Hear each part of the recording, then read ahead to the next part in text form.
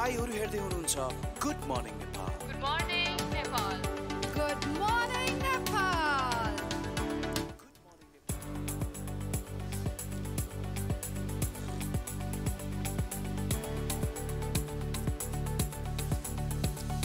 Good morning Nepal. Good morning नेपालको यो अर्को एकदमै नवीन र विशेष एपिसोडमा तपाईलाई उही सकारात्मक सोच र एकदमै सकारात्मक ऊर्जासहित यो बिहानी प्रहरमा हृदयदेखि नै स्वागत गर्न चाहन्छौँ। आज पनि देश विदेशका थुप्रै जानकारीमूलक, रोचक र केही महत्त्वपूर्ण प्रसङ्गहरूको साथमा गुड मर्निङ नेपाल भन्दै हामी आइसकेका छौँ।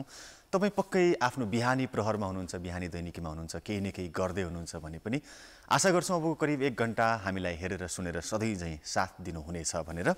तपाईँ यो कार्यक्रम हरेक हप्ता आइतबारदेखि शुक्रबारसम्म बिहान 8 बजेदेखि करिब 9 बजेसम्म यही समयमा हेर्दै आउनुभएको छ र विश्वभर जहाँ पनि हुनुहुन्छ र हामीलाई प्रत्यक्ष रूपमा हेर्न सुन्न चाहनुहुन्छ भने kantipurtv.com लगइन गर्न पनि सक्नुहुन्छ। मितिको अपडेटतिर लागौँ। 2081 साल कार्तिक 26 गते हो आज, सोमबारको दिनमा हामी छौँ। अङ्ग्रेजी मिति नोभेम्बर 11 तारिक सन् 2024 हो भनेदेखि तिथिको कुरा गर्दाखेरि कार्तिक शुक्ल दशमी तिथि हो आज।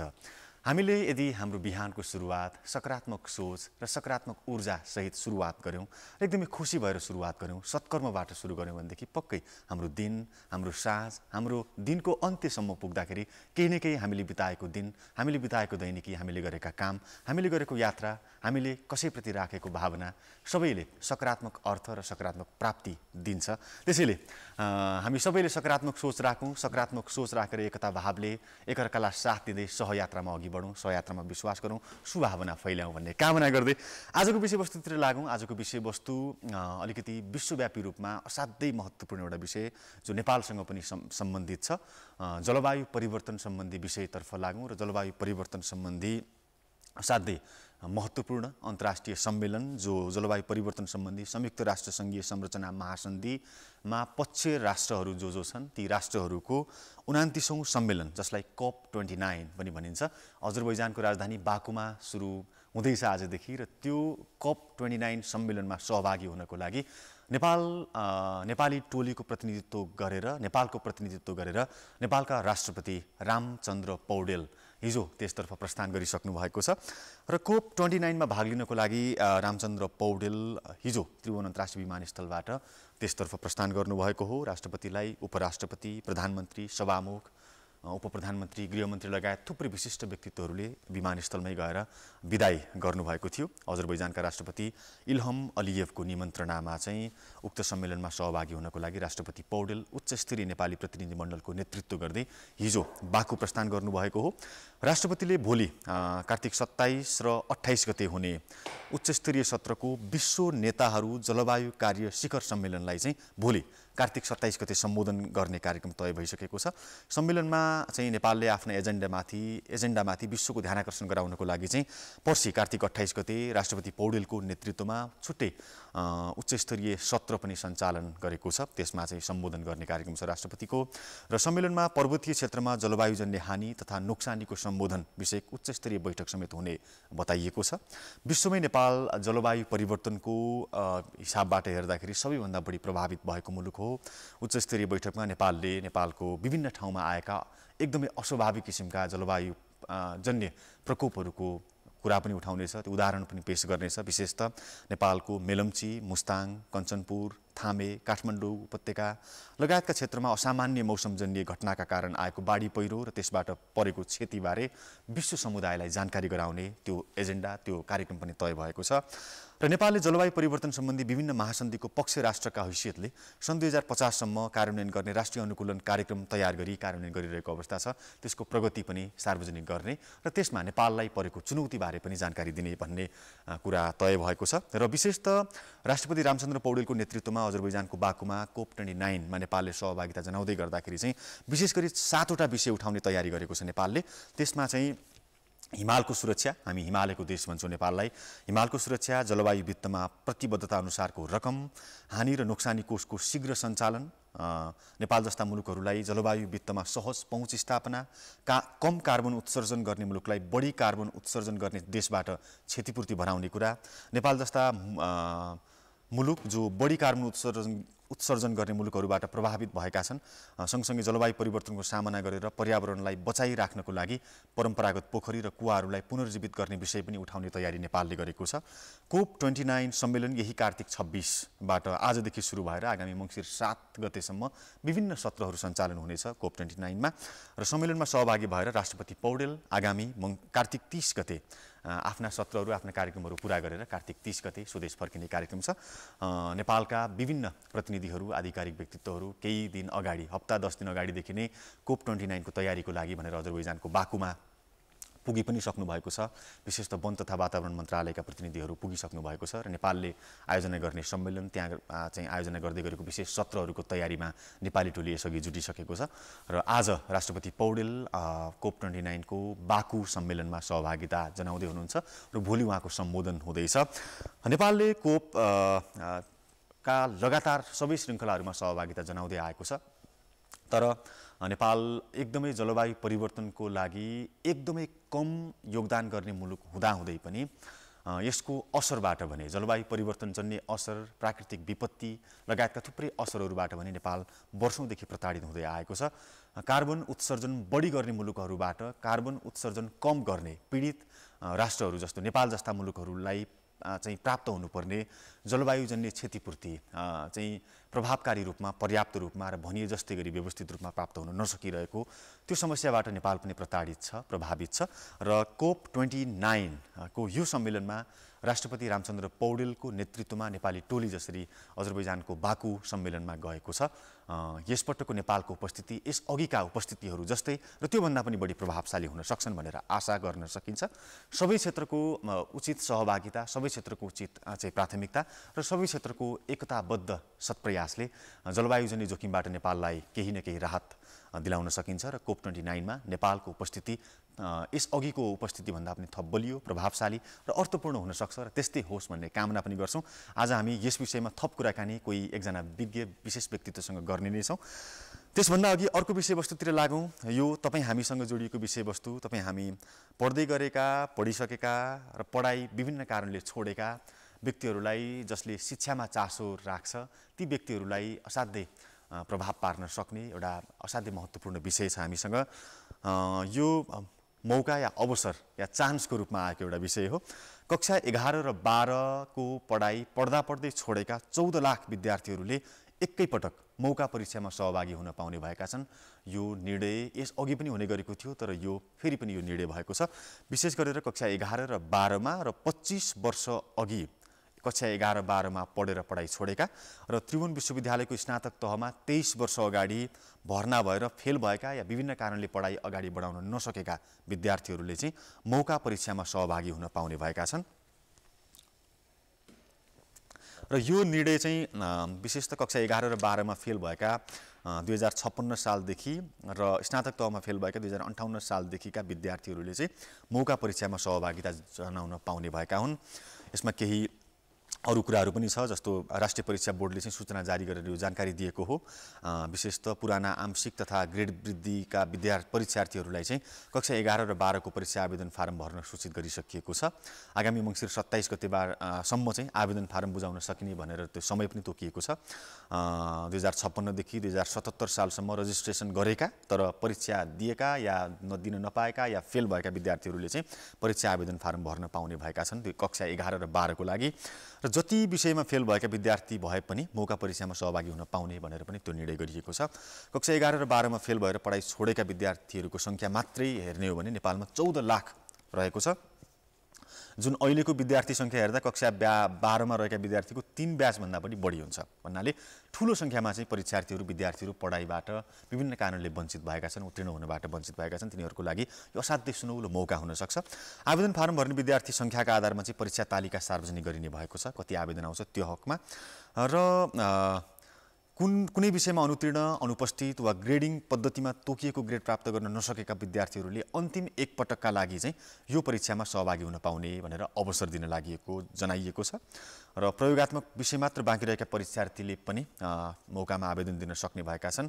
र त्रिभुवन विश्वविद्यालयले पनि वार्षिक प्रणाली अन्तर्गत 2058 र सेमेस्टरतर्फ 2069 को सीमा कटेका विद्यार्थीहरूलाई चाहिँ मौका परीक्षाको अवसर दिने निर्णय गरेको छ र वार्षिक प्रणाली अन्तर्गत चाहिँ 2058 देखि सेमेस्टर प्रणाली अन्तर्गत 2069 सम्म समय सीमा कटेका परीक्षार्थीहरूलाई अन्तिम एकपटकको लागि मौका परीक्षामा सहभागिता जनाउन लागि हो। यसको अर्थ चाहिँ विशेष गरेर पढ्न चाहना राखेका, विभिन्न कारणले पढाइ छोडेका या लापरवाहीकै हिसाबले भयो भने पढाइ छोडेका तर अहिले पढ्न पाए हुन्थ्यो भन्ने सोचमा रहेका 25 वर्ष 23 वर्षदेखि चाहिँ पढ्न नपाएका, चाहेर पनि परीक्षा दिन नपाएका, उत्तीर्ण हुन नपाएका र एकाडेमिक क्वालिफिकेसन चाहिँ हासिल गर्ने चाहना पूरा गर्न नपाएका विद्यार्थीहरूलाई चाहिँ यो मौका नेपाल सरकार मार्फत रहेको राष्ट्रिय परीक्षा बोर्ड, त्रिभुवन विश्वविद्यालय अन्तर्गतको परीक्षा नियन्त्रण कार्यालय लगायतले निर्णय गरेका हुन् ताकि कक्षा 11-12 रोकिएका विद्यार्थीहरूले पनि कक्षा 11-12 उत्तीर्ण गर्न सकुन्।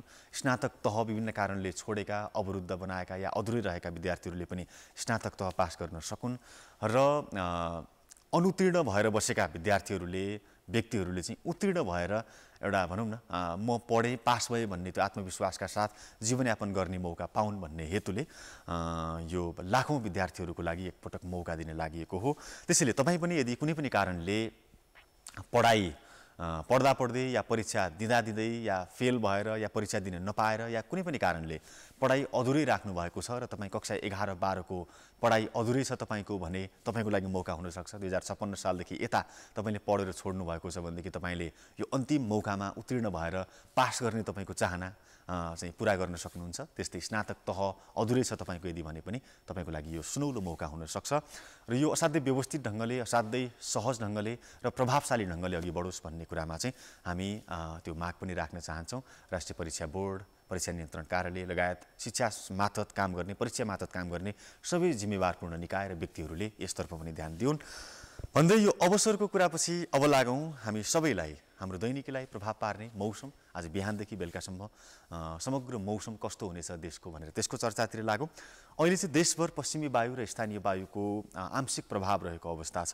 देशको पहाडी भूभागमा आंशिक बदली रही बाँकी भूभागको मौसम चाहिँ मुख्यतया सफा नै रहेको देखिन्छ। आज दिउँसोको कुरा गर्दाखेरि देशको पहाडी भूभागमा आंशिक बदली रही बाँकी भूभागमा चाहिँ मौसम मुख्यतया सफा नै रहनेछ। कोशी, बागमती, गण्डकी र सुदूरपश्चिम प्रदेशका पहाडी भूभागका 1-2 स्थानमा भने हल्का वर्षा हुन सक्छ र उच्च पहाडी तथा हिमाली भूभागका 1-2 स्थानमा चाहिँ हल्का हिमपातको सम्भावना रहेको छ। आज रातिको कुरा गर्दाखेरि चाहिँ लगभग देशैभरको मौसम मुख्यतया सफा नै रहनेछ, तर बागमती, गण्डकी र कर्णाली प्रदेशका पहाडी भूभागका 1-2 स्थानमा भने हल्का वर्षात पनि हुन सक्ने सम्भावना देखिन्छ। साथै उच्च पहाडी तथा हिमाली भूभागका केही स्थानमा आज राति पनि हल्का हिमपातको सम्भावना छ। यसर्थ बिस्तारै जाडो आउँदैछ, जाडो बढ्दैछ, दिनानुदिन तापक्रम घट्दैछ। त्यसकारणले अब चिसोबाट जोगिने उपाय हामीले अपनाउनु पर्नेछ, जाडोबाट जोगिने उपाय हामीले अपनाउनु पर्नेछ ताकि जाडोबाट या जाडो मौसमबाट हुन सक्ने स्वास्थ्य सम्बन्धी प्रतिकूल जोखिम र असरबाट जोगिएर हाम्रो दैनिकी हामीले बिताउने दिन, हामीले गर्ने हरेक काम, हामीले गर्ने यात्रा सबै सुरक्षित र एकदमै मौसम अनुकूल हुन सकोस् त्यसतर्फ हामी सबैले ध्यान दियौं भन्दै गुड मर्निङ नेपालमा लिँदैछौँ छोटो कमर्सियल ब्रेकपछि आज हामी जलवायु परिवर्तनका विभिन्न आयाममा र विशेषतः नेपालले पनि सहभागिता जनाएको COP29 का विभिन्न विषयहरूमा आधारित रहेर एकजना विशेष व्यक्तित्वसँग संवाद लिएर फेरि उपस्थित हुनेछौँ।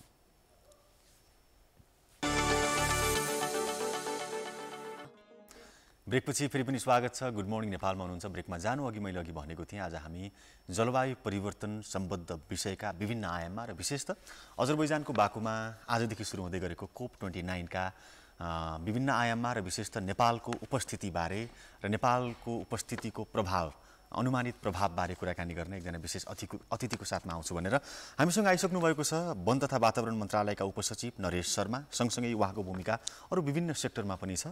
विशेषतः जलवायु परिवर्तन सम्बन्धी संयुक्त राष्ट्रसङ्घीय संरचना महासन्धि अन्तर्गतको अनुकूलन कोषको बोर्ड सदस्य पनि हुनुहुन्छ उहाँ। विगत केही समय अघिदेखि यो जिम्मेवारीमा पनि रहनु भएको छ र यो चाहिँ महासन्धि अन्तर्गतका विभिन्न समितिहरूमा पनि थुप्रै खालको भूमिकामा उहाँ सक्रिय रहँदै आउनु भएको छ।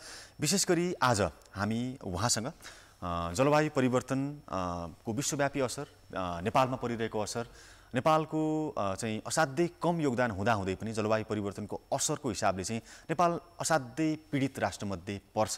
यो क्रम किन वर्षौँदेखि सधैँभरि पीडित राष्ट्रको रूपमा नेपाल रहिरहेको छ, यो क्रम किन निरन्तरता पाइरहेको छ यो क्रमले भन्ने विषयमा कुराकानी गर्छौँ। सँगसँगै COP29 सम्म नेपालको उपस्थिति भइराख्दाखेरि चाहिँ नेपालले चाहे जति आशातीत उपलब्धि चाहिँ यी सम्मेलनहरूमा भाग लिएर किन पाउन सकिरहेको छैन? नेपाल सरकारको पहल कतिको पर्याप्त छ र राष्ट्रपति रामचन्द्र पौडेलको नेतृत्वमा COP29 मा नेपालको सहभागितामा नेपालले उठाउने विषयवस्तुहरू कतिको गम्भीर र प्रभावशाली रहन्छन् र त्यसमा वन तथा वातावरण मन्त्रालयको उपस्थिति कतिको बलियो हुन्छ लगायतका जलवायु परिवर्तनका अरू थुप्रै आयाममा रहेर कुराकानी गर्ने कोसिस गर्छु। सर गुड मर्निङ, स्वागत छ हजुरलाई। हस्, धन्यवाद मातृकाजी। र गुड मर्निङ नेपाल कार्यक्रम अन्तर्गत नेपाल सरकार वन तथा वातावरण मन्त्रालय अन्तर्गत जलवायु परिवर्तन व्यवस्थापन महाशाखाले खेलेका भूमिकाहरू र नेपाल सरकारले जलवायु परिवर्तनमा गरेका कुराहरू र गर्दै आएका कुराहरू आगामी दिनमा के कस्ता रणनीति तयार गरिन्छ भन्ने सम्बन्धमा जुन आम दर्शक सामु तपाईँको एउटा चर्चित कार्यक्रममा बोल्ने मौका दिनुभयो, सर्वप्रथम धन्यवाद भन्न चाहन्छु। हार्दिक आभार तपाईँलाई। राष्ट्रपति रामचन्द्र पौडेल नेपाली टोलीको नेतृत्व गर्दै हिजो अजरबैजान प्रस्थान गरिसक्नु भएको छ। आजदेखि सुरु हुँदैछ COP29 को सम्मेलन होइन। राष्ट्रपति पौडेल को नेतृत्वमा नेपालको सहभागिता कतिको प्रभावशाली रहन सक्छ यस वर्ष? अब यो सम्माननीय राष्ट्रपतिज्यूको यसपालिको प्रतिनिधिमण्डलले COP29 जुन यो जलवायु परिवर्तन सम्बन्धी व्यवस्था भएको पक्ष राष्ट्रहरूको सम्मेलन भनेर जुन भनिन्छ, त्यसलाई हामी छोटकरीमा कन्फरेन्स अफ द पार्टी भनेर जनरली COP29 भन्ने गर्छौँ। र त्यसमा सम्माननीय राष्ट्रपतिज्यूले यसपालि शीर्ष नेतृत्वहरूको एउटा सम्मेलन पनि हुँदैछ, लिडर समिट भनेर, त्यो समिटलाई सम्बोधन पनि गर्नुहुनेछ। र साथसाथै यसका अलावा हामीले पृष्ठभूमिहरू हेऱ्यौँ भने विभिन्न पटक कहिले सम्माननीय प्रधानमन्त्रीज्यूको नेपालबाट चाहिँ प्रतिनिधित्व, कहिले सम्माननीय राष्ट्रपतिज्यूको पनि पहिला पनि प्रतिनिधित्व, यसपालि चाहिँ सम्माननीय राष्ट्रपतिज्यूले प्रतिनिधित्व गर्ने चाहिँ कार्यक्रम छ। र त्यही कार्यक्रम अन्तर्गत नेपाली प्रतिनिधिमण्डल पूर्ण तयारीका साथ अजरबैजानको बाकुमा कार्यरत रहेको ब्यौरा निवेदन गर्दछु। र सम्माननीय राष्ट्रपतिज्यूले भोलि चाहिँ उच्च स्तरीय यो सम्मेलनमा, शिखर सम्मेलनमा शीर्षस्थ नेतृत्वको तर्फबाट, नेपालको तर्फबाट प्रतिनिधिमण्डलको सम्बोधन पनि हुनेछ। यसको साथसाथै नेपालले अहिले पर्वतीय क्षेत्रमा हानि नोक्सानी जुन परेका छन् र जलवायुजन्य हानि नोक्सानीलाई सम्बोधन गर्ने उद्देश्यले उच्च स्तरीय एउटा चाहिँ हामीले चाहिँ कार्यक्रम आयोजना गरेका छौँ। त्यो चाहिँ पर्सि छ र त्यो पर्सिमा सम्माननीय राष्ट्रपतिज्यूले सम्बोधन गरेर अन्तर्राष्ट्रिय जगतमा नेपालले खेलेका भूमिका, नेपालमा परेका प्रभाव र नेपालको चाहिँ जलवायु परिवर्तनमा आफ्नो आगामी दिनका रणनीति र हामीले खेल्ने भूमिकाहरूको बारेमा अन्तर्राष्ट्रिय मञ्चमा जानकारी गराउँदै र प्रतिबद्धता पनि नेपालले जुन अन्तर्राष्ट्रिय प्रतिबद्धता पनि छ ती प्रतिबद्धता अनुसार कार्ययोजना गर्दै अगाडि बढ्ने र अन्तर्राष्ट्रिय जगतसँग हातेमालो गर्नको लागि अवसरको रूपमा यो प्रभावकारी भूमिका खेल्छ भन्नेमा हामी विश्वस्त छौँ। त्यो पर्सि हुने सम्मेलनको त अगुवाई नेपालले नै गर्दैछ होइन? जुन अर्को सम्मेलन छ पर्सि हुने, त्यसमा अगुवाई नेपालले नै गर्दैछ सायद। अब सरकारले COP29 को तयारी यसअघि केही महिना अगाडिदेखि नै गरिरहेको थियो। विभिन्न खालका छलफल, विभिन्न खालका सेमिनारहरूमा चाहिँ सरकारले सक्रियता देखाएको थियो। तर पनि COP29 को सहभागितासम्मको यात्रामा आइपुग्दाखेरि चाहिँ कतै तयारी पुगेन। हामीले अझै बलियो ढङ्गले यसको तयारी गर्नुपर्थ्यो, अझै फराकिलो दायरामा विज्ञहरूलाई सहभागिता गराउनु पर्थ्यो भन्ने खालको माग कतै देखेको पाइन्छ। तपाईँलाई एउटा आम नेपाली नागरिक पनि भएको हिसाबले, यो विषयमा जानकार पनि भएको हिसाबले होइन, यो सरकारले COP29 मा सहभागिता जनाउनु अघि गरेको तयारी पूर्ण छ नेपालको लागि? अब यसमा तपाईँले निकै सान्दर्भिक प्रश्न सोध्नुभयो। नेपाल सरकारले विगत केही समयदेखि हामीले अन्तर्राष्ट्रिय तहमा महासन्धिको पक्ष राष्ट्रको सदस्यको हैसियतले अन्तर्राष्ट्रिय जगतमा र चाहिँ खेल्नुपर्ने भूमिकाहरू पनि खेलेका छौँ। त्यसको साथसाथै अहिले विगत केही समयदेखि हेर्ने भने हामीले जति पनि यो अहिले हामी अब चाहिँ यो कोपमा आइपुग्दासम्म र हामीले हेर्ने हो, यो 29औं कोपमा आइपुग्दासम्म हामीले हेर्ने हो भने विभिन्न हामीले पक्षहरूको तयारीहरू हामी गर्दै आएका छौँ। यसको लागि तयारीको रूपमा हेर्ने हो भने विशेष गरी हामीले भर्खरै पनि एउटा माउन्टेन कन्फरेन्स गऱ्यौँ। त्यो माउन्टेन कन्फरेन्स चाहिँ हाम्रो चाहिँ अब सफ्टाको चेयर पनि आउनुभएको थियो, विज्ञ साथीहरूले लिएर आउनुभएको छ र नेपालले अहिले खेलेको पर्वतीय क्षेत्रमा जलवायुजन्य जुन चाहिँ अब हानि नोक्सानीको चाहिँ असर र प्रभाव छ, त्यो प्रभावलाई र यो मुद्दालाई, पर्वतीय क्षेत्रको मुद्दालाई हामीले कपको एउटा प्रोसेसभित्र UNFCCC अथवा चाहिँ यो जलवायु परिवर्तन महासन्धिको पक्ष राष्ट्रको भित्र हामीले यो मुद्दालाई अरू पक्ष राष्ट्रहरूसँग यस्तै पर्वतीय क्षेत्रका रहेका यस्तै समस्यामा परेका राष्ट्रहरूसँग हातेमालो गर्दै सहकारी गर्दै यो एजेन्डा स्थापित हुने कामहरू गरेका छौँ र हामीले राष्ट्रिय रूपमा यो सम्मेलन मात्र होइन, एउटा चाहिँ यसको अलावा हामीले यसको तयारी समितिहरू विभिन्न बनाएर हामीले विभिन्न विज्ञहरूको समितिमा विभिन्न क्षेत्रगत विषयहरूमा पनि हामीले प्रतिवेदन तयार गरेर एउटा चाहिँ स्थिति पत्र पनि तयार पारेका छौँ र जानुभन्दा अगाडि सम्माननीय प्रधानमन्त्रीको अध्यक्षतामा रहेको वातावरण जलवायु परिवर्तन राष्ट्रिय परिषदको जुन एउटा चाहिँ बैठक छ, सम्माननीय प्रधानमन्त्रीको नेतृत्वमा हामीले बैठक सञ्चालन गरेर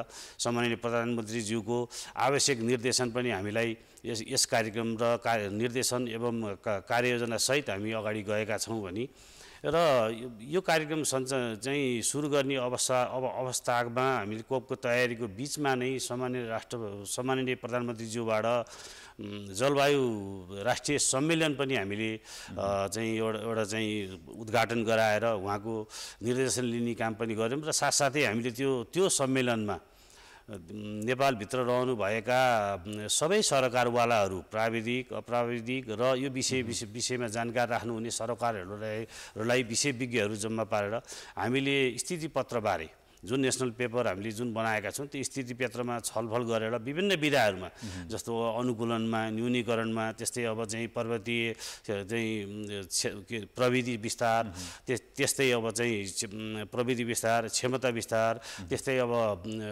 लैङ्गिक समानता, त्यो अब लगायत अब समावेशी, त्यस्तै पारदर्शिता, जवाफदेहिता, जलवायु वित्त जस्ता विषयहरू जुन हामीलाई दैनिक जीवनमा आवश्यक पर्ने र हाम्रो जलवायु परिवर्तन व्यवस्थामा रहेको जुन हाम्रो चाहिँ कोप पक्ष राष्ट्रहरूको जुन भएको नेपाल पक्ष राष्ट्र, ती हाम्रा अधिकारका कुराहरूको लागि हाम्रो आफ्नो भोलिका दिनमा नेगोसिएसन प्रक्रियामा जाँदा, वार्तामा जाँदा, द्विपक्षीय बहुपक्षीय वार्तामा नेपालले खेल्ने भूमिकाहरूको लागि हामी पूर्ण रूपले तयारी भएर गएका छौँ।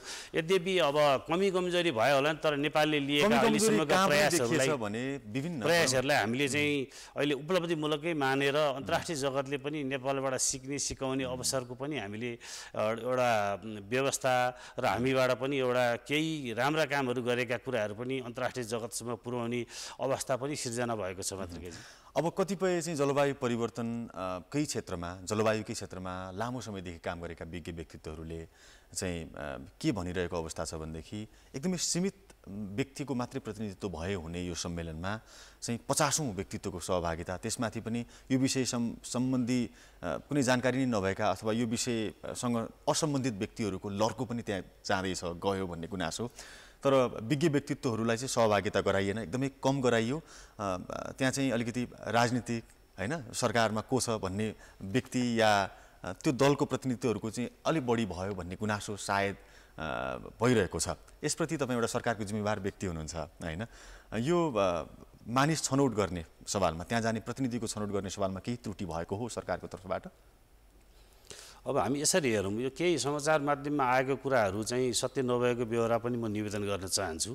र अहिले हामीले हेर्दाखेरि विषयविज्ञताको हैसियतमा हामीलाई स्थिति पत्रमा, नेपालको स्ट्याटस पेपरमा जुन हामीले प्रतिवेदन पूर्व तयारीको लागि बनाएका छौँ, त्यो प्रतिवेदनमा हामीसँग काम गर्ने गैर सरकारी संस्था, सरकारी संस्थाहरूका विभिन्न चाहिँ मन्त्रालय विभागका प्रतिनिधिज्यूहरू, यो विषयमा राख्ने लामो समयदेखि काम गर्दै आएका विज्ञ साथीहरू, त्यस्तै हाम्रो प्राज्ञिक समूहहरू सबैलाई समेटेर हामीले यो चाहिँ कपको एउटा चाहिँ अब स्थिति पत्र तयार गर्दादेखि अहिले प्रतिनिधिमण्डलसम्म समावेश भएका छौँ।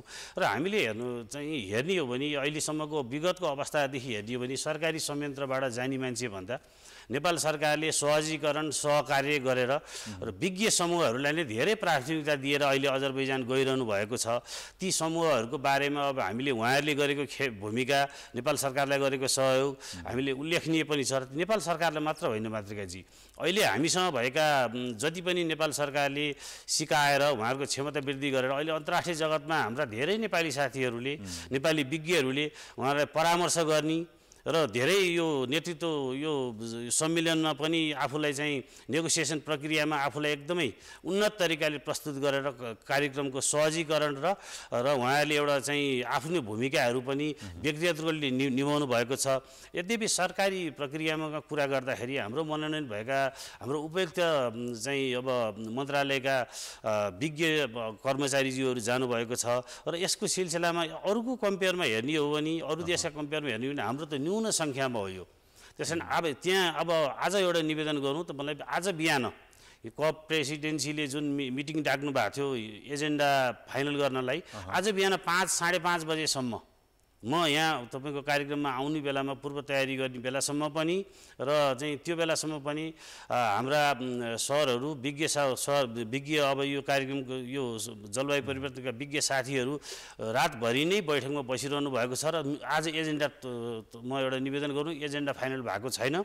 आज उद्घाटन हुनुभन्दा अगाडि फेरि कपको प्रेसिडेन्सीले अब चाहिँ यो 29 कपको प्रेसिडेन्सीले फेरि हामी चाहिँ एउटा एजेन्डामा छलफल गरेर उद्घाटन गर्छु भनेर अहिले रोकिएको अवस्था छ।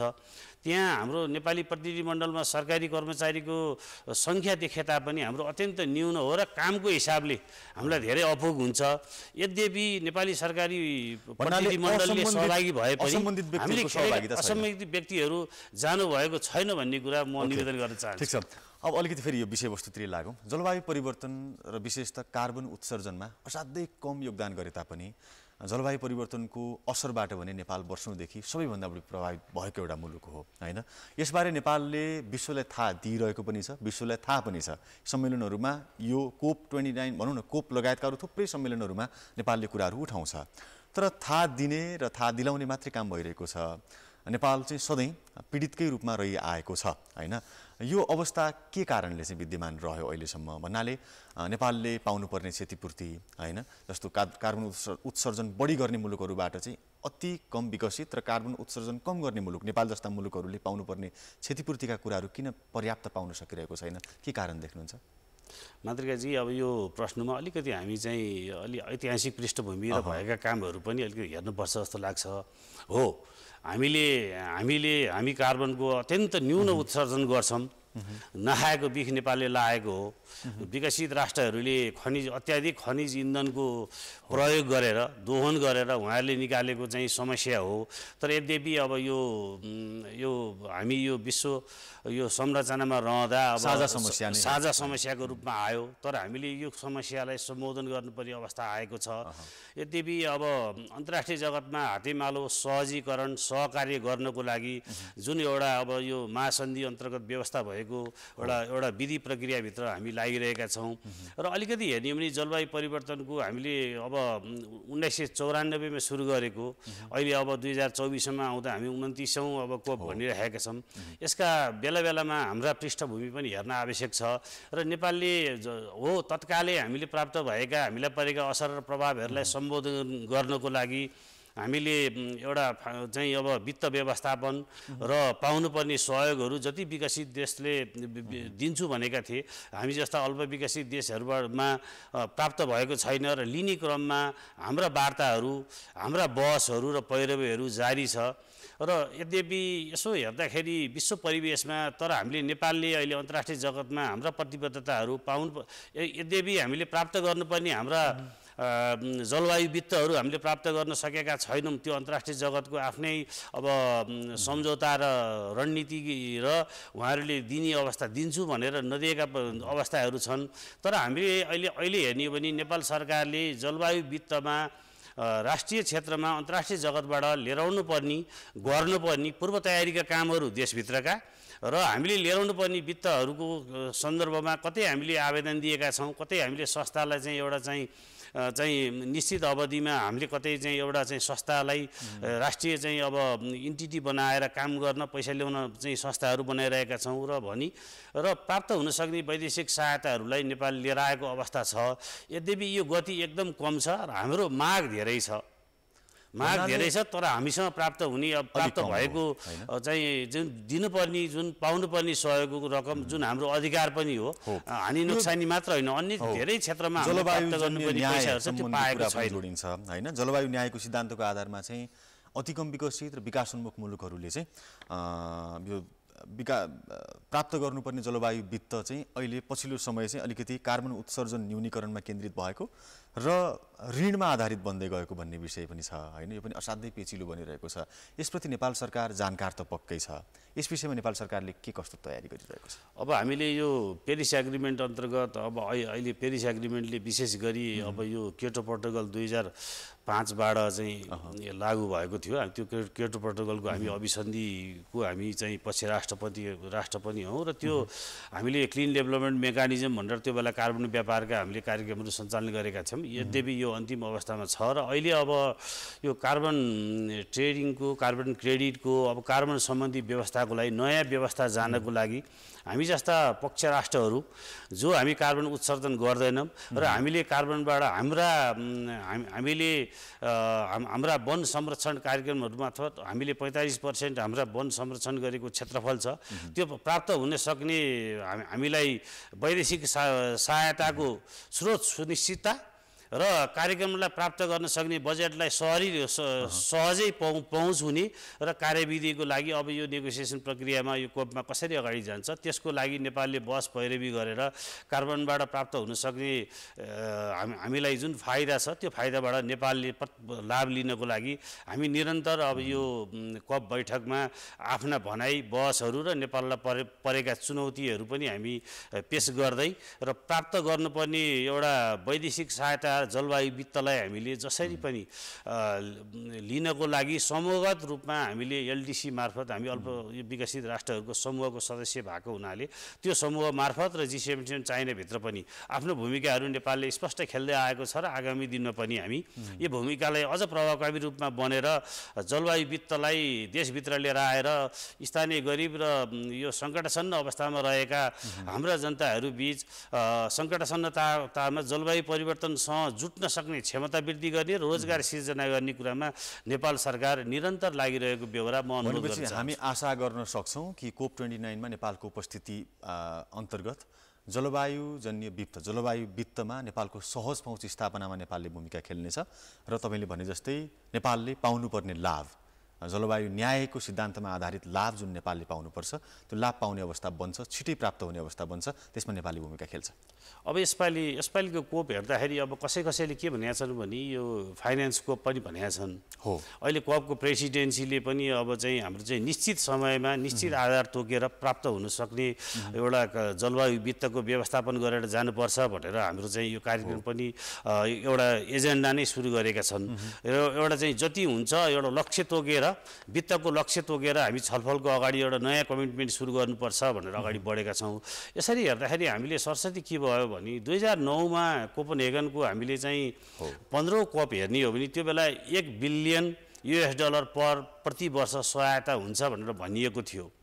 त्यो अहिले हेर्दा 2020मा चाहिँ फेरि त्यसलाई रिभ्यू गरेर हेर्दा प्राप्त भएको छैन र अब त्यसलाई प्राप्त गर्नको लागि $1 बिलियन र कति सकिन्छ त्यो पैसा प्राप्त गर्ने अधिकारको लागि जसरी हुन्छ तोकेर स्रोत सुनिश्चितता गरेर कार्यक्रमको सहज एउटा पहुँच बढाएर अगाडि जानको लागि यो अहिलेको कोपको प्रेसिडेन्सीले पनि र अहिले सबै एलडीसी लगायत G77 चाइनामा रहेका जति पनि यो नेगोसिएटिङ ब्लकहरू छन् चाहिँ अब यो पक्ष राष्ट्रहरूको चाहिँ पक्ष राष्ट्रबाट त्यसको लागि एउटा आवाज उठिरहेको बेहोरा अनुरोध गर्न चाहन्छु र अब हेरौँ अब आगामी दिनमा सम्झौता कसरी हुन्छ र नेपालले खेल्नुपर्ने भूमिका हाम्रो स्पष्ट समस्या पहिचान र हामीले आफूले देशभित्र गरेका पूर्व तयारीका कामहरू र प्राप्त हुन सक्ने वैदेशिक सहायता लिएर आएर हामीले जलवायु परिवर्तनका अनुकूलन र न्यूनीकरणका क्रियाकलापहरू सञ्चालन गर्ने हामी लक्ष्यमा छौँ। अब COP28 को अलिकति कुरा गरौँ। गत वर्ष संयुक्त अरब इमिरेट्सको दुबईमा भएको थियो। प्रधानमन्त्री पुष्पकमल दाहालको नेतृत्वमा नेपाली प्रतिनिधिमण्डल गएर सहभागिता जनाएको थियो। COP28 मा चाहिँ जुन एउटा स्थापना भएको थियो जलवायुजन्य हानि नोक्सानी सम्बन्धी कोष हैन, त्यो कोषको प्रभावकारी कार्यान्वयनको लागि नेपालले यस वर्ष दबाब दिन्छ, किनकि त्यो प्रभावशाली कार्यान्वयन हुन सकेको छैन भन्ने कुरा आइरहेको छ हैन। असाध्यै राम्रो प्रभाव, त्यसले सङ्केत, शुभ सङ्केत देखाए पनि त्यो असाध्यै प्रभावशाली सिद्ध भइसकेको अवस्था छैन अहिलेसम्म। COP29 मा COP28 मा उठेको यो विषयवस्तु नेपालले उठाउँछ फेरि? अब यस्तो छ, हेर्नुहोस्, अब एउटा कस्तो छ भने यो नेगोसिएसन प्रक्रिया एउटा लामो गति, धीमे गतिमा जाने, लामो समय लिने र एउटा चाहिँ कस्तो भने धेरै अब पक्ष राष्ट्रहरूको कुराहरू मिलाउनु पर्ने र एउटा प्रोसेस आफैमा पनि ढिलाइ जस्तो महसुस चाहिँ भएको छ। तर यो तुरुन्तै अब यो COP28 मा हामीले अब हानि नोक्सानी कोषको स्थापना गऱ्यौँ। यसको लागि हामीलाई एउटा चाहिँ अब मौका पनि भयो, नेपालले त्यसको सदस्यको रूपमा पनि काम पनि गर्ने अवसर प्राप्त छ। यसको 3वटा जति मिटिङ भयो, त्यो बैठक अनुसार यसले कार्यविधि बनाएर कसरी अगाडि जाने भन्ने कामहरू गरिरहेको छ। मातृकाजी, एउटा म निवेदन गरौँ, यो जलवायु परिवर्तनमा काम गर्ने क्रममा हाम्रो विकास गति हेर्ने भने अत्यन्त हाम्रो धीमै गतिमा जान्छ। म एउटा निवेदन गर्छु, 2001 मा हाम्रो चाहिँ राष्ट्रिय अनुकूलन एउटा चाहिँ कार्यक्रम तर्जुमा गर्नु भनेर national adaptation programme of action भनेर यो अनुकूलन चाहिँ कार्ययोजना तर्जुमा भनेर 2001 मा निर्णय भएको थियो। 2010 मा नेपालले तर्जुमा गर्यो। अब त्यस्तै कानकुनमा हामीले हेर्नु 16औं उसमा राष्ट्रिय अनुकूलन योजना तर्जुमा गर्ने भनेर र हामी जस्ता देशहरूलाई सपोर्ट गर्ने भनेर चाहिँ भनिएको थियो। हामीले आएर करिब 2022 मा चाहिँ 2028 मा जानुभन्दा अगाडि सम्माननीय प्रधानमन्त्रीज्यूले चाहिँ प्रतिवेदनलाई चाहिँ विमोचन गरेर हामी जाने अवसर प्राप्त भएको थियो। यो एकदमै जब हामीले एउटा सिस्टममा हाम्रो स्थापना हुन्छ त्यसबाट हामीले चाहिँ अब त्यसको चाहिँ अब रुल अफ प्रोसिडियर बनेर त्यसका चाहिँ संयन्त्रहरू बनेर त्यसपछि त्यसका अब नियमहरू मार्फत अगाडि बढ्नको लागि केही समय लाग्ने चाहिँ यो अन्तर्राष्ट्रिय चाहिँ हाम्रो अभ्यास छ। त्यो अभ्यासमा त्यसै भएर हामीले सरल रूपमा सहज पहुँच हुनको लागि जलवायु वित्त हामी जस्तो देश, नखाएको बिख लागेको देश, अर्काको कारणले अत्याधिक खनिज इन्धनको दोहन अरूले गर्ने विकसित देशले गर्ने, हामी जस्ता देशका असर र प्रभाव हामी जस्तो ठाउँमा पर्ने, त्यसकारण हामीलाई आवश्यकता छ। र यो कोपमा पनि अब यो कोपमा मात्र नभएर अरू विषयहरूमा पनि अरू बैठकहरूमा द्विपक्षीय बहुपक्षीय बैठकहरूमा पनि नेपालको जुन अधिकारको कुरा हो त्यो अधिकारमा हामीले आफ्ना भनाइहरू राख्दै स्रोतको सुनिश्चितता गरेर प्राप्त हुन सक्ने वैदेशिक सहायतालाई लिएर आएर हामी चाहिँ राष्ट्रिय एउटा चाहिँ जलवायु परिवर्तन कार्यान्वयन चाहिँ कार्यक्रम कार्यान्वयन गर्ने अवस्थामा गइरहेका छौँ र आगामी दिनमा पनि जानुपर्नेछ। अन्तर्राष्ट्रिय समुदायसँग गरिने सहकार्य, अन्तर्राष्ट्रिय समुदायले गर्ने सहयोगको मामला, त्यो सहयोग प्राप्तिको मामलामा पनि नेपालभित्रै अलिकति प्रक्रियागत झन्झट हैन, नेतृत्व हेरफेरको कुरो, राजनीतिक अस्थिरता, सरकार फेरबदल लगायतका कुराले असर गर्छ। नेपालभित्र त पर्याप्त असर गरिरहेको छ। प्राय सरकार मातहत रहने निकायहरू जहाँ हामी जान्छौँ सेवाको लागि जाँदाखेरि त्यो प्रक्रियागत झन्झट हामीले हरेक दिन जस्तो बेहोर्छौँ। अन्तर्राष्ट्रिय समुदायसँगको सहकार्य समन्वयको मामलामा पनि नेपालभित्र हुने व्यवस्थापकीय कमजोरीको असर परिरहेको छ। अब मैले यो कुराको अब भित्र हामी कहाँ कमी कमजोरी होला, तर एउटा म मातृकाजी यो तपाईँको चाहिँ अब गुड मर्निङ नेपाल मार्फत एउटा निवेदन गर्न चाहन्छु। मोरक्कोमा भएको यो मेराकसमा मोरक्कोमा भएको 2016 मा नेपाल एउटा यस्तो देश हो जसले चाहिँ अब कानकुनमा हामीले नेसनल एडाप्टेसन प्लान राष्ट्रिय अनुकूलन योजना बनाउन भनेर हामीलाई सपोर्ट गर्ने भन्दा नेपालले त्यो बेलामा हरित यो जलवायु कोषबाट पहिलाचोटि एउटा अफ्रिकन अर्को देश र नेपाल एउटा देश हो जसले हामीले पहिलाचोटि प्रपोजल बनाएर त्यो कोपमा डिसिजन गर्न लगाएर हामीले नेसनल एडाप्टेसन प्लानको अथवा अनुकूलन योजना हामी तर्जुमाको लागि वित्त हामीले व्यवस्थापन गर्न सकेको यो हामी सबै यो अन्य यो पक्ष राष्ट्रहरूमध्ये नेपाल पहिलो देश हो, एउटा अफ्रिकन अर्को देश पनि छ। त्यसकारण हामीले अरू जगत अरू विश्वका अरू हामी जस्तै समस्यामा परेका चाहिँ राष्ट्रहरूलाई पनि हामीले एउटा उदाहरणको रूपमा काम गरेका छौँ र नेपालभित्र जलवायु परिवर्तनमा काम गर्नको लागि खासै हामीलाई सहकार्य संयोजन गर्न अप्ठ्यारो महसुस भएको छैन। किन भन्दाखेरि यो विषयलाई लिएर सामान्य राष्ट्रपतिज्यू, सामान्य प्रधानमन्त्रीज्यू, त्यस्तै अब माननीय मन्त्रीज्यूको पनि सक्रियता र चाहिँ त्यसपछि श्रीमान सचिवज्यूहरू लगायत सबैको सक्रिय चाहिँ सहभागिता यस विषयमा देखिन्छ। र यद्यपि जलवायु परिवर्तन भनेको वन वातावरण मन्त्रालयको मात्र विषय नभएको कुरा पनि म निवेदन गर्दछु। यद्यपि नेपाल सरकार मन्त्री परिषदले कार्यसम्पादन नियमावली अनुसार जलवायु परिवर्तन सम्बन्धी फोकल पोइन्ट वन तथा वातावरण मन्त्रालयले तोकेको छ। तर यसको साथसाथै हामीसँग काम गर्ने अन्य चाहिँ सरकारी अब चाहिँ निकायहरू, अन्य मन्त्रालयहरू जस्तो हाम्रो कृषि तथा अब पशुपालन विकास मन्त्रालय, त्यस्तै अब चाहिँ यातायात, उद्योग, ऊर्जा, पर्यटन, शहरी विकास लगायत सबैले इभन अब चाहिँ महिला बालबालिका मन्त्रालय, सबै मन्त्रालय सरकारहरूसँग सहकार्य गरेर हामी अगाडि बढेका छौँ। र यद्यपि उहाँहरूले पनि आफ्नो विषयमा जलवायु परिवर्तनलाई सम्बोधन गर्ने विषयमा कामहरू, कार्यक्रमहरू तर्जुमा गरेर अगाडि बढिरहनु भएको छ। र हामीलाई अहिले वन तथा वातावरण मन्त्रालयले विशेष गरी हामी सहजीकरण समन्वयको भूमिका गरेर फोकल पोइन्टको भूमिका मार्फत हामीले कार्य अगाडि बढिरहेका छौँ। र अहिले पनि माननीय हाम्रो वन तथा वातावरण मन्त्रीज्यूको चाहिँ अब नेतृत्वमा अहिले यो टोली चाहिँ अजरबैजानको बाकुमा छ।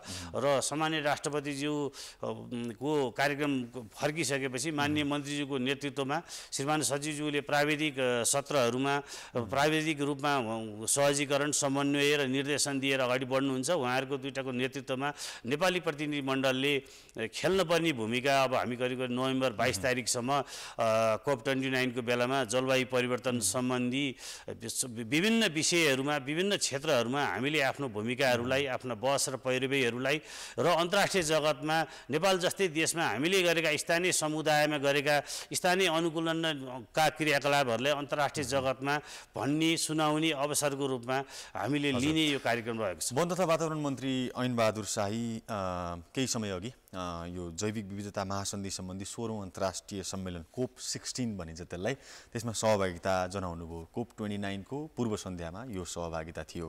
यसले COP29 मा नेपालको उपस्थितिलाई केही मद्दत पुर्याउँछ यो वन मन्त्रीको त्यो कार्यक्रममा सहभागिताले? अब हामीले अहिलेसम्मको जलवायु परिवर्तनको यो पक्ष राष्ट्रहरूको सम्मेलन हेर्ने हो भने विश्वमा धेरै उच्च स्तरीय शीर्षस्थ नेतृत्वहरूबाट सम्बोधन भएका, सहभागी भएका अवसरहरू देख्नेछौँ। हामी मात्र होइन, विकसित देशका पनि सम्पूर्ण उहाँहरूको हेड अफ स्टेट होइन, हेड अफ स्टेटहरू पनि आएर सम्बोधन गरेको व्यवस्था छ। यसको कारण, यसको मतलब के छ भने अहिलेसम्मको अवस्थामा 29औं आउँदाखेरि सबैले यो विषयमा आफ्नो इन्ट्रेस्ट र केही गर्नुपर्छ, अन्तर्राष्ट्रिय हातेमालो गर्दै सहकार्य गर्नुपर्छ भन्ने महसुस भएको छ।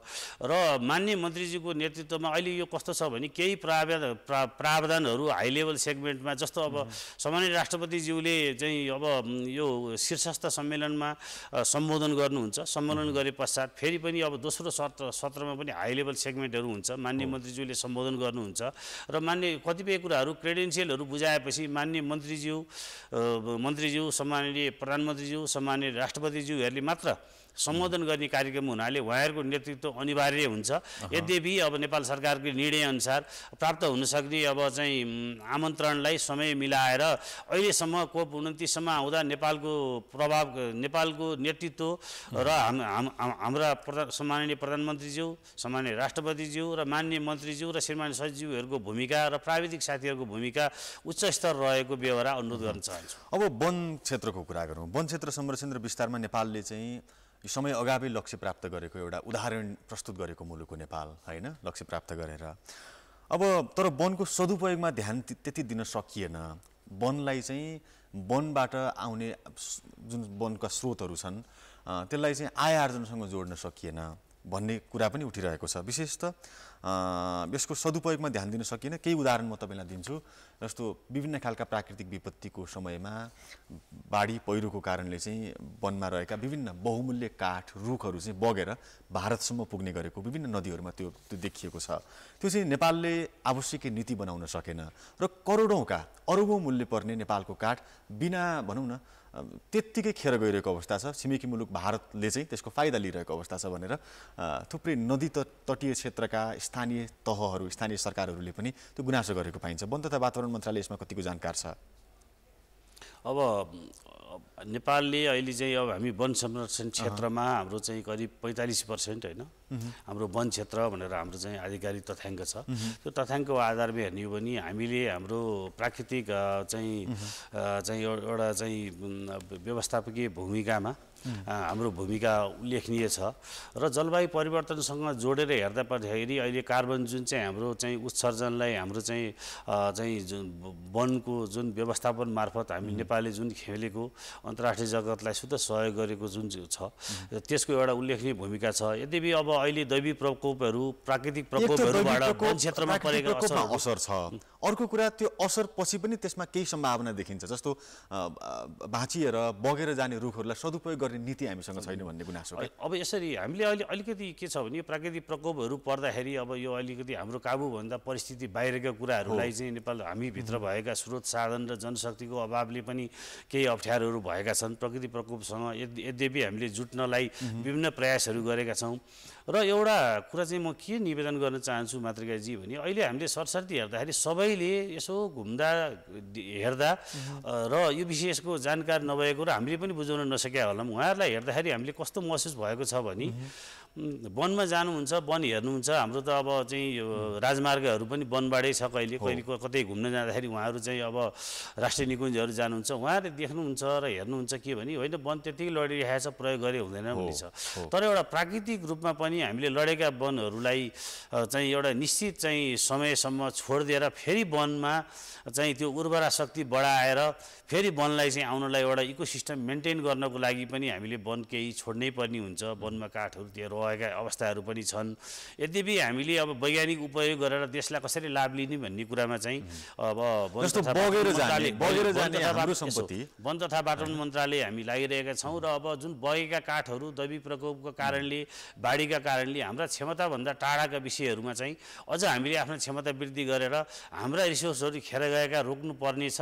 त्यो रोक्ने प्रयासमा चाहिँ हामी छौँ। अहिलेसम्म नसकेका केही अब अभ्यासहरू पनि देखिन्छ, तर अब यो निरन्तर प्रयास चाहिँ हामीले गरिरहनु पर्ने छ। हजुर, अब नेपालमा जलवायु सम्बन्धमा नेपालको विद्यमान नीति जुन राष्ट्रिय जलवायु परिवर्तन नीति 2076 यसको संशोधन तथा कार्यान्वयनमा परिमार्जन केही खाँचो छ अन्तिममा?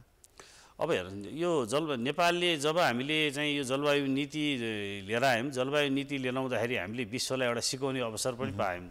मात्रै हामीले के व्यवस्था गऱ्यौँ, अनुकूलन हाम्रो प्राथमिकता हो, अनि यस्तै न्यूनीकरणमा नि हामी काम गर्छौँ भनेर हामीले भन्यौँ। र यसको साथसाथै हामीले के गर्यौँ भने 80% चाहिँ यो जलवायु वित्तमा प्राप्त हुनसक्ने सहयोग यो चाहिँ हाम्रो चाहिँ कार्यान्वयनमा जानुपर्छ र स्थानीय समुदायमा जानुपर्छ, जहाँ सङ्कटासन्न अवस्थामा रहेका हाम्रो गरिब र सङ्कटासन्न अवस्थामा रहेका जनताहरूलाई जलवायु परिवर्तनसँग जुट्न सक्ने क्षमता वृद्धि गर्नुपर्छ र आय आर्जन गर्नुपर्छ भनेर हामीले निश्चित बनाएका छौँ। त्यो हामीले चाहिँ यो हामीले बनाएको नीतिको यो अवधारणालाई विश्वका धेरै राष्ट्रहरूले पनि हामीबाट चाहिँ एउटा सिकेको अवस्था छ र उहाँहरूले अभ्यासमा ल्याउनु भएको छ। यद्यपि यो जलवायु परिवर्तनको नीति ल्याउने बेलामा हामीले नेपाल सरकारलाई प्राप्त हुनसक्ने वैदेशिक सहायतालाई यो हामीले राष्ट्रिय यो रातो किताब मार्फत बजेट र कार्यक्रम मार्फत नै हामीले नेपाल सरकारको सञ्चालन गर्नुपर्छ भनेर हामीले सञ्चालन गरेका थियौँ र त्यो मोडललाई पनि विश्वले एउटा अनुकरणीय रूपमा हेरेर अगाडि बढेको छ र धेरै देशमा अहिले चाहिँ यो हाम्रो चाहिँ अहिले हामीले अनबजेट अन ट्रेजरी सिस्टम भन्छौँ। रातो किताबमा हाम्रो कार्यक्रम र बजेट चाहिँ नेपाल सरकारले संसदमा पेश गर्छ, संसदले पास गरी जुन बजेट र कार्यक्रम कार्यान्वयन छ हामीले वैदेशिक सहायताहरूलाई लिएर आएका छौँ। यद्यपि हामीले गरेका कामहरूलाई नीतिका कुराहरूलाई हामीले आवश्यक संशोधन र परिमार्जन गरेर जानु नै पर्ने छ। तैपनि हामीले अहिले नीतिमा लिएर आएका कार्यान्वयनको पाटोलाई ध्यान दिनु पर्यो, त्यसअघि कार्यान्वयन गर्नु पर्यो। पहिला यसमा कार्यान्वयनमा जाने क्रममा हामीले चाहिँ अब भएका अवस्थाहरूलाई यदि अब देखिएका अवस्थाहरूलाई ल संशोधन गर्नुपर्ने आवश्यकता महसुस भयो भने हामी गरिरहेका छौँ। यद्यपि अहिले हेर्ने भने जलवायु परिवर्तन नीति अनुसार यो वर्षको तपाईँले अब सम्माननीय राष्ट्रपतिज्यूले सम्बोधन गर्नुभएको सरकारको नीति तथा कार्यक्रम हेर्ने हो भने पनि त्यसमा नि जलवायु परिवर्तनको उल्लेखनीय चाहिँ एउटा चाहिँ विषय समावेश गरिएको छ। यो वर्षको अहिले बजेट वक्तव्यमा हेर्ने हो भने पनि जलवायु परिवर्तनलाई यथेष्ट सम्बोधन गरेर गएको छ भने 16औं पञ्चवर्षीय योजनाले त हामीलाई निश्चित अवधिमा यो काम गर 5 वर्षमा जलवायु परिवर्तनलाई, ताकि भविष्यमा हाम्रो सन्ततिलाई जलवायु परिवर्तनमा पूर्व तयारी सहित र हाम्रो क्षमता वृद्धि गरेर जलवायु परिवर्तनसँग जुट्न सक्ने क्षमता वृद्धि गर्नुपर्छ भनेर हामीलाई यो 16औं पञ्चवर्ष योजनाले पनि मार्गनिर्देश कागजमा धेरै छ, निर्णयमा धेरै छ, घोषणामा धेरै छ, कार्यान्वयन परिणाम र प्राप्तिमा असाध्यै कमजोर अवस्थामा छौँ हामी। तपाईँको महत्त्वपूर्ण समय र संवादको लागि धेरै धन्यवाद। COP 29 मा सहभागिता जनाउन तपाईँ पनि जाँदै हुनुहुन्छ, धेरै धेरै शुभकामना र आजको लागि फेरि पनि धन्यवाद तपाईँलाई। हस्, धन्यवाद। मलाई पनि अब यो छोटो समयमा प्राविधिक विषयलाई सकभर सरल भाषामा मैले चाहिँ आफ्नो भनाइ राख्न कोसिस गरेँ। त यो अब गुड मर्निङ नेपाल र कान्तिपुर परिवार र मातृकाजीलाई व्यक्तिगत रूपमा धेरै धेरै धन्यवाद। हुन्छ, हस्, धन्यवाद। आज हामीले जलवायु परिवर्तनका विभिन्न आयाम र विशेषतः आजदेखि अजरबैजानको राजधानी बाकुमा सुरु हुँदै गरेको COP 29 मा नेपालको उपस्थितिका विभिन्न आयामहरूमा रहेर कुराकानी गर्ने कोसिस गऱ्यौँ। हामीसँग हुनुहुन्थ्यो वन तथा वातावरण मन्त्रालयका उपसचिव नरेश शर्मा। हवस् त, आजको कार्यक्रमबाट बिदा दिनुहोस्। भोलि फेरि देश विदेशका यस्तै जानकारीमूलक, रोचक र महत्त्वपूर्ण प्रसङ्गहरूको साथमा गुड मर्निङ नेपाल भन्दै हामी पक्कै आउनेछौँ। तबसम्मका लागि बिदा दिनुहोस्। कान्तिपुर टेलिभिजन पनि हेर्दै गर्नुहोला। तपाईँको दिन असाध्यै सुखमय बितोस्। नमस्ते।